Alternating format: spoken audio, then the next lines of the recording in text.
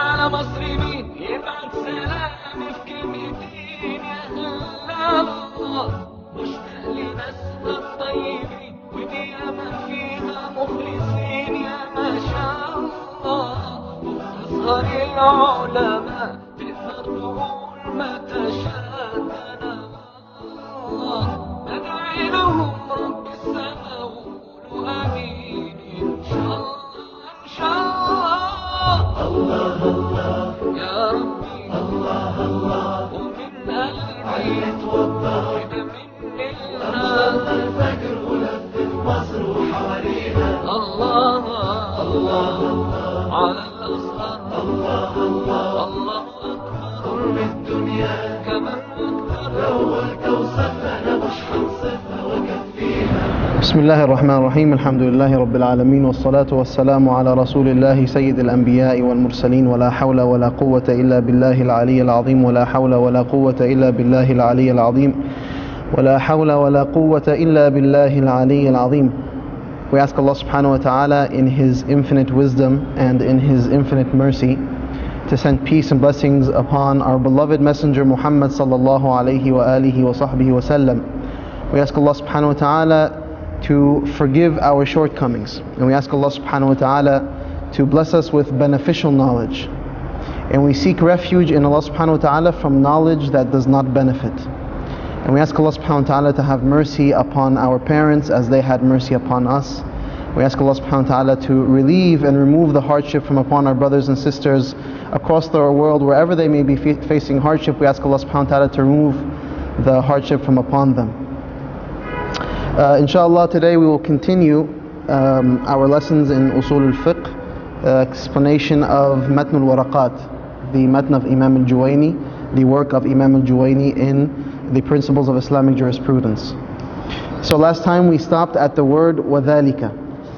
We began simply just the first few sentences by the Imam saying that he is now just giving an introduction. He's saying, I'm going to be speaking, these are some simple papers, some simple sheets that consist of units from Usul al-Fiqh. So he's not going to be talking about all of Usul al-Fiqh, just a few units from Usul al-Fiqh. And then he says, وَذَلِكَ. This وَذَلِكَ is a ishara. He is now pointing towards something. He's pointing to Usul al-Fiqh. So he said, تشتمل على معرفة فصول من أصول الفقه من أصول الفقه وذلك أي أصول الفقه مؤلف من جزئين مفردين, is composed of two simple parts. Okay? So Imam al-Juwayni, for the next few pages, he will offer us an introduction into Usul al-Fiqh, by explaining to us a lot of necessary definitions so that we're able to really begin to understand what are the different components of Usul al-Fiqh. What kind of words do I need to know to understand Usul al-Fiqh? What are the major terms in Usul al-Fiqh? And we'll see that happening as we proceed, and we'll try to reflect upon how Imam al-Juwayni is actually writing his work.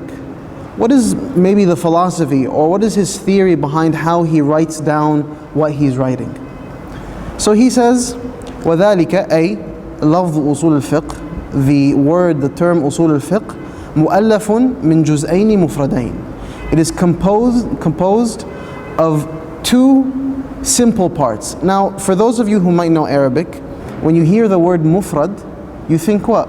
Singular, right? As opposed to plural. So singular and plural. But is that the meaning that Imam al-Juwayni wants here?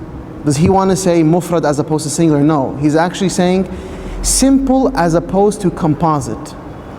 Composite meaning composed of parts. Because he's telling us that usul al-fiqh, usul is a word, and al-fiqh is a word. Usul, as we know it, is what? Is plural. It's actually a plural word, usul. What's the singular of usul? Asl. But he's saying that this is a mufrad. It's not a plural word, it's a mufrad. It's a plural word from one perspective, but it's a simple word from another perspective. And what he wants to say is that the word usul is actually just one simple word. It's not composed of many parts. So it's not as if the letters alif, sad, as have their own meaning, and then the letters waw, lam have an independent meaning. So you have this thing as, wul, for example. No, and each one, no. This is actually just one simple word. And then we have al-fiqh, which is also a simple word, not composed of parts. And so, a lot of us might hear this and might think, isn't that really, okay, thanks, I mean, that's pretty obvious. You're kind of mentioning the obvious. Or, that's a really simple way to present an idea. What Imam al-Juwayni is going to take us through is his logic behind how to arrive at a given understanding. How to bring meanings into words. Right? Because this world, we have a lot of meanings, a lot of thoughts, a lot of ideas. Imam al-Juwayni is going to show us his logic and how he brings meanings into words, and how words give off certain meanings. Right? So he's going to show us, and we have to pay attention to the logic of how Imam al-Juwayni is writing. Because don't forget, this book was written almost 1,000 years ago. This book is written almost 1,000 years ago. So think about how we consider things and how we write today and how he's going to write. And I want us to pay attention to that. So he says, usul al-fiqh. What is usul al-fiqh? Today, if I'm going to come and explain something, I'm going to say, someone asks me a question, what is this? I'm going to say, it is A, B, C, D, for example. He starts off by saying it's composed of two parts, usul and fiqh. And then he says that al-aslu. Now he's going to begin defining, okay, I said that usul al-fiqh is composed of two parts. Now I'm going to explain each one of these parts. I'm going to explain usul, I'm going to explain fiqh. I'm not even going to tell you what usul al-fiqh is yet. I'm going to say that later on. For now, I'm going to explain to you each part. So he begins by defining what al-asl is. And he says, al-aslu ma yubna alayhi ghayruhu. He says that al-asl is what another is built on. Okay, is that which something is built upon. For example, what could be an asl? You have the foundation of a house is an asl. The foundation that you build a house upon is what would be considered the asl. Understanding this gives us an ability to recognize, okay, he starts off, so the word usul has its own independent meaning. The word fiqh is going to have its own independent meaning. So when he breaks it down like this, when he explains to us each word, he's showing us that each one of these words has its own meaning, but when you bring them together, they have a very different meaning. Right? But the root of that different meaning that we'll come to later on is in these two words. So we have to start by understanding them. So simply put, al-asl is that what another is built on. Okay, and we said like the foundation of a house. Other ulama, like Imam al-Subki and others, say that al-aslu ما يتفرع عنه غيره, meaning that al-asl is something that things branch out from.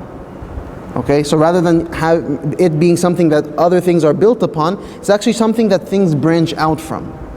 So it's not what's built upon. These are all good definitions for al-asl that scholars spoke about extensively, but we'll stick with those two definitions. Then he says al-far'u.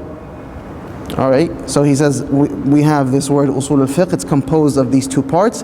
Then he defines the word asl, and then he defines al-far'a. What does al-far'a have to do here with al-asl? It has nothing to do with usul al-fiqh. So why did he bring far'a? Because far'a it is very appropriate for him to bring us in this regard the opposite of asl, because he said asl. To really allow us to understand asl, he's going to bring us far'a.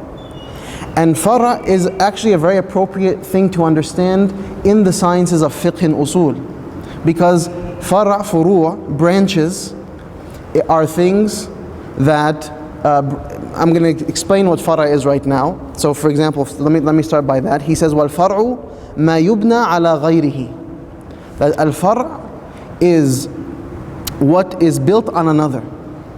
Okay? Al-far'u is what is built on another.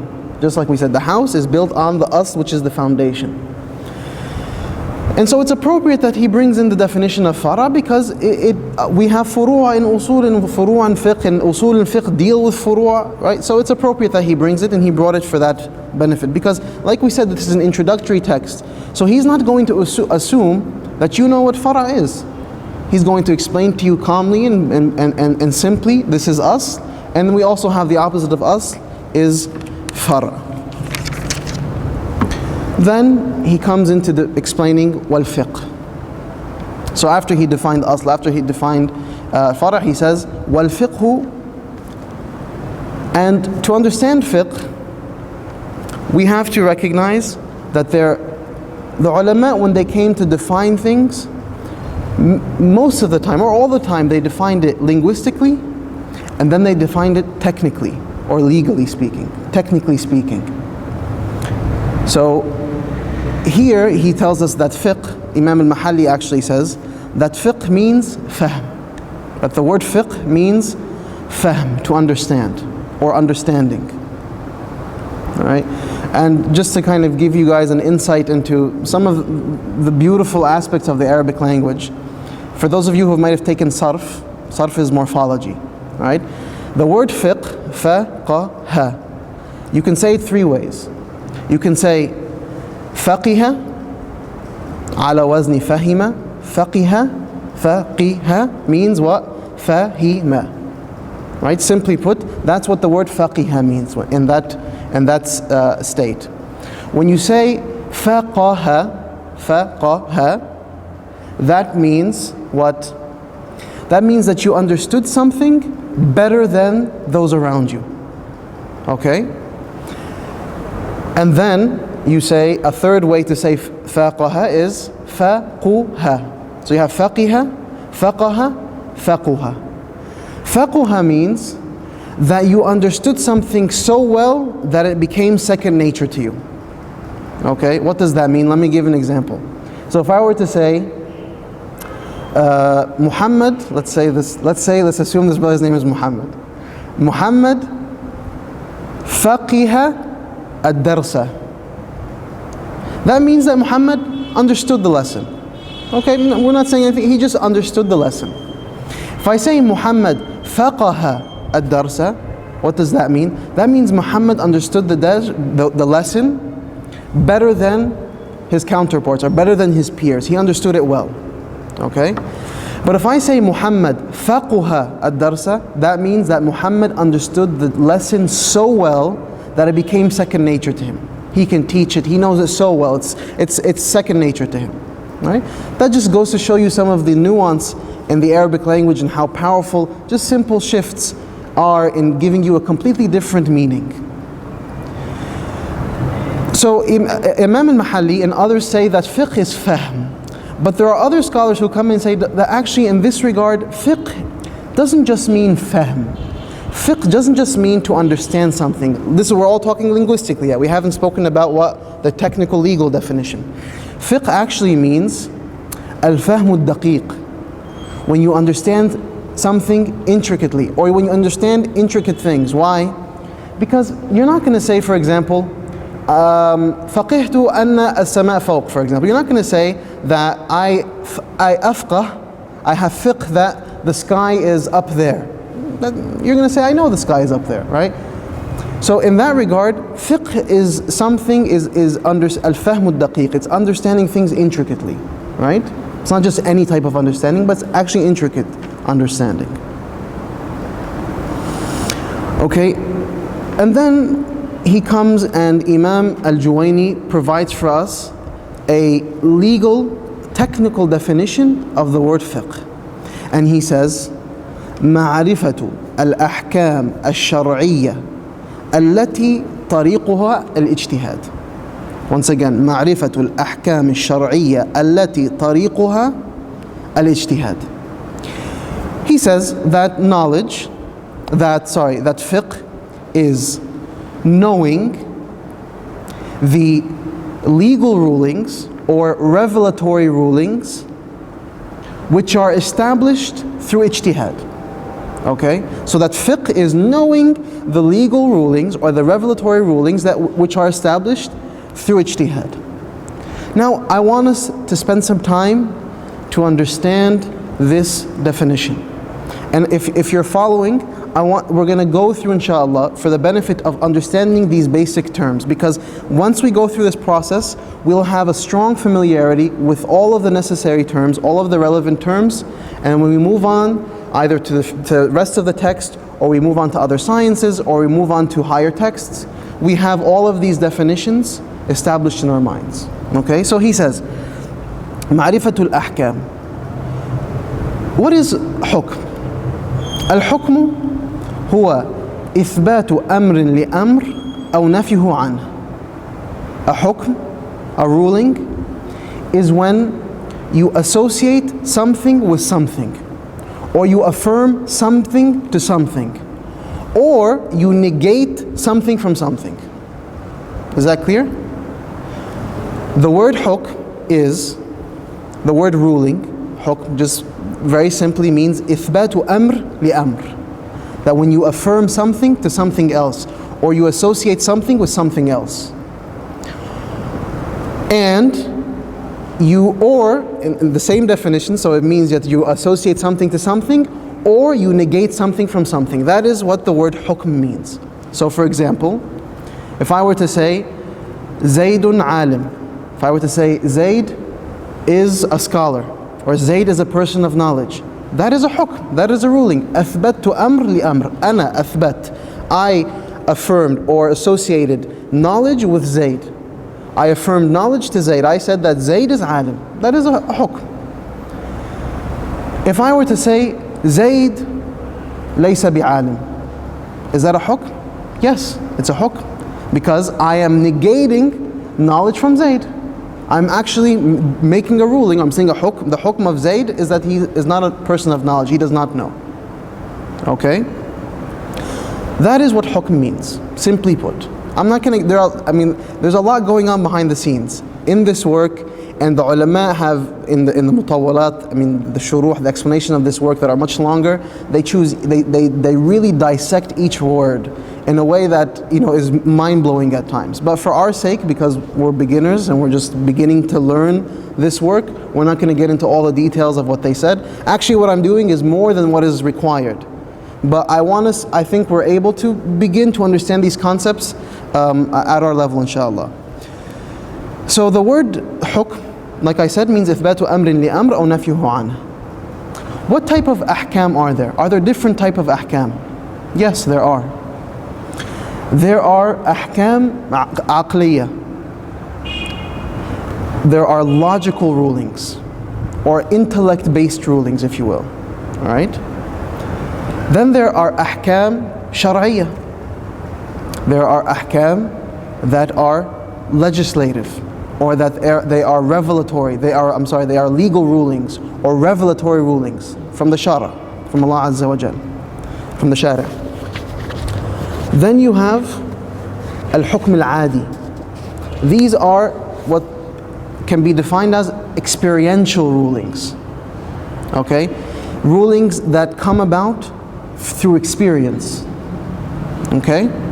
So you have, we said, logical rulings, shar'i rulings, and we have what? Experiential rulings, right? Rulings that come about through experience. What are logical rulings? Can anyone give me an idea of a logical rule? Hukm aqli.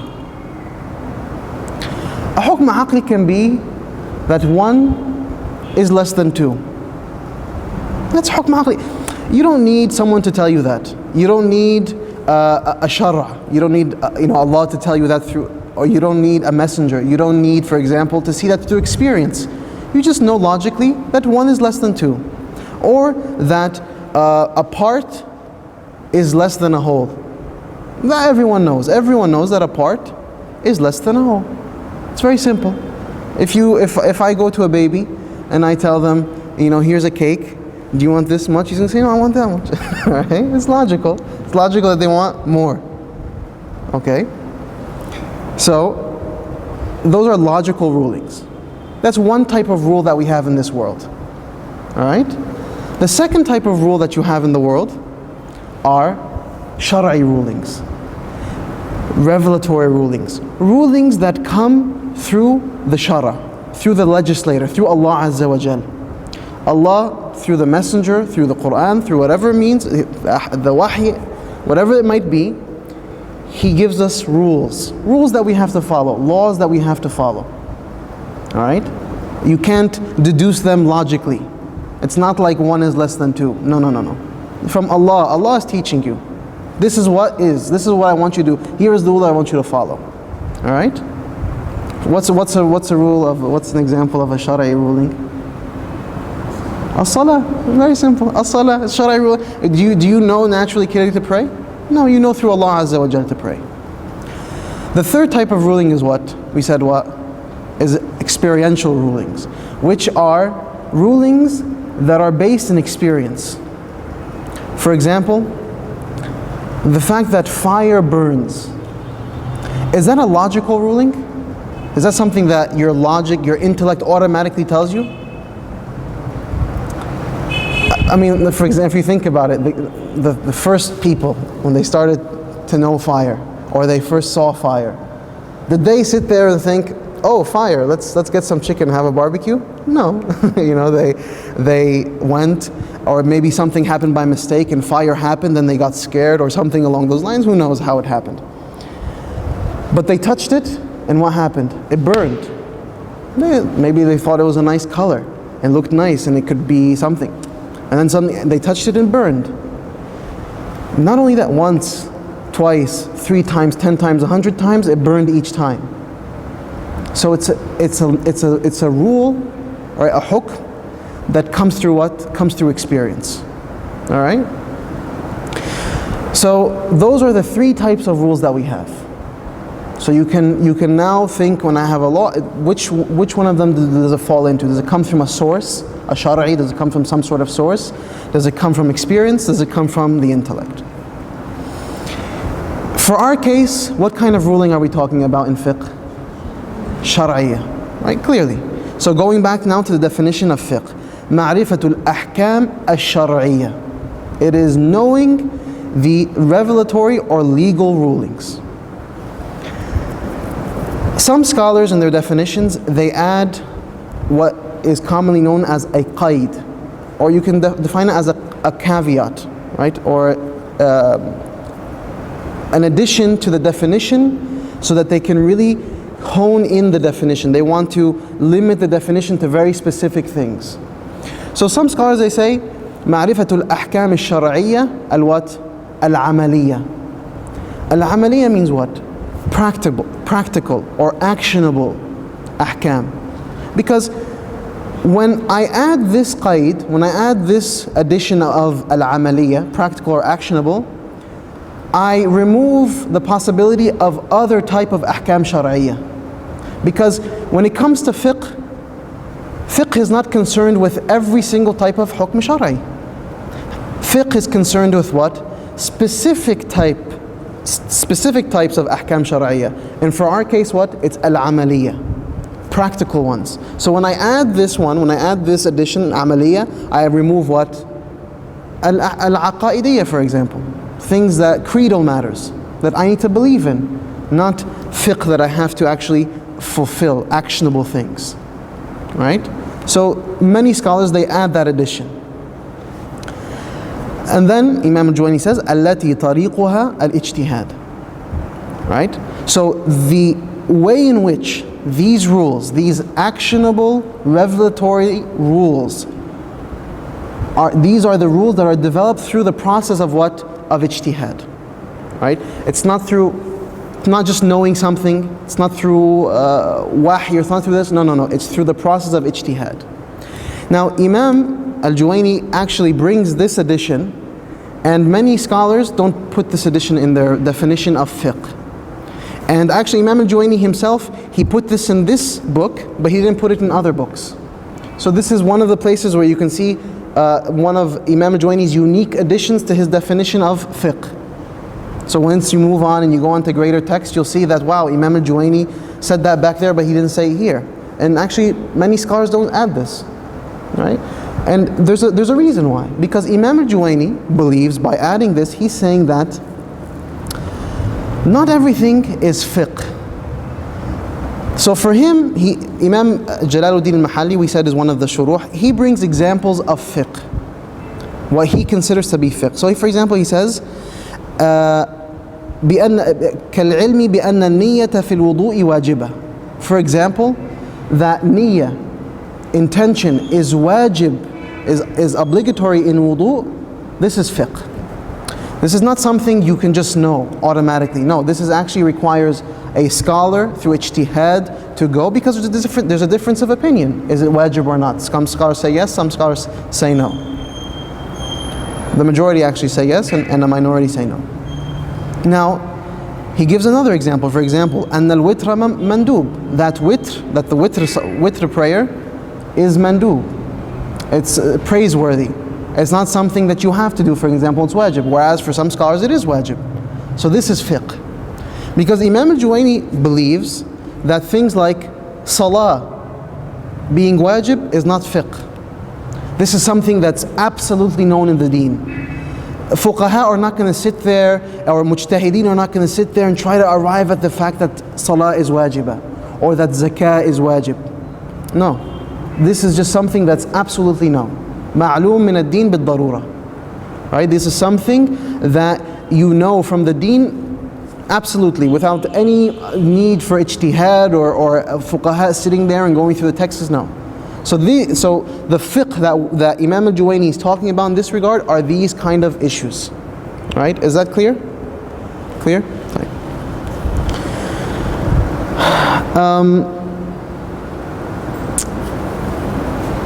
I just want to make sure. Okay. So moving on. So after he defines fiqh, he says that معرفة الأحكام الشرعية التي طريقها الاجتهاد. He comes and he says والأحكام سبعة. Alright? So after Imam al-Juwayni, I want us to pay attention to what's happening. He still hasn't said what usul al-fiqh is. Right? We started from the beginning and he's just breaking down terminology. That's what he's doing. And I want us as beginners to appreciate this kind of thought process that Imam al-Juwayni is engaged in. Right? Because the definition of usul al-fiqh is actually going to come later on. So now he just finished defining fiqh, and then he says, وَالْأَحْكَامُ سَبْعَةٌ. He says that rulings are 7, or rules or ahkam are 7. What does that mean? What is he referring to? He's referring to the hukm that he mentioned in the definition of fiqh. Right? So after he's saying that fiqh is ma'rifat al-ahkam al-shar'iyya, now he says, وَالْأَحْكَامُ سَبْعَةٌ. Here it's important to understand what he means in this regard by hukm. We said that hukm, it can be 3 types, and we said that the type that we're concerned with is al-hukm al-shar'i, and here he's going to begin to break down the ahkam shar'iyya. And inshallah we will stop there, and bi'idhnillah we will continue next time. Wa sallallahu ala sayyidina Muhammad wa ala alihi wa sahbihi wa sallam tasliman kathira. يا ربي الله الله ومن قلبي علي توضى كده مني الهام صلى الفجر ولف في مصر وحوالينا الله الله على الأصغر الله الله الله أكبر الدنيا كمان واكتر لو قلت اوصفها انا مش هوصفها وكفيها